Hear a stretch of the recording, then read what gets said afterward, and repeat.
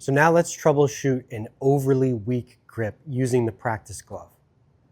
What is a weak grip?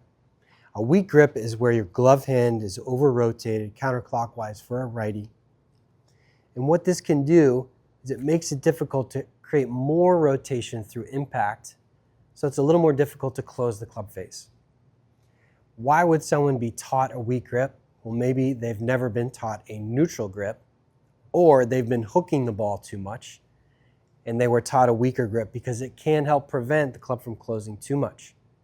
But over time, that weak grip can promote more of a slice, and it can create some major inconsistencies throughout the bag, especially their longer clubs.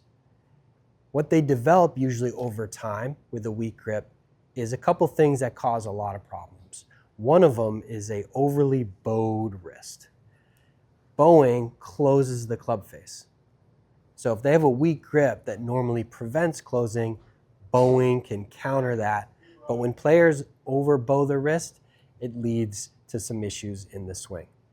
The other thing players will do is through impact, with a weak grip, they'll slow down their hips and then flip with their hands. So they develop a stall and a flip, and that's a compensation that they've developed to close the club face because a weak grip normally keeps it open. But you don't want to develop those compensations. Those can lead to some major inconsistencies over time. So here's how you're going to use the practice glove to get a neutral grip. You're going to use these dots on the glove and rest the club over those dots.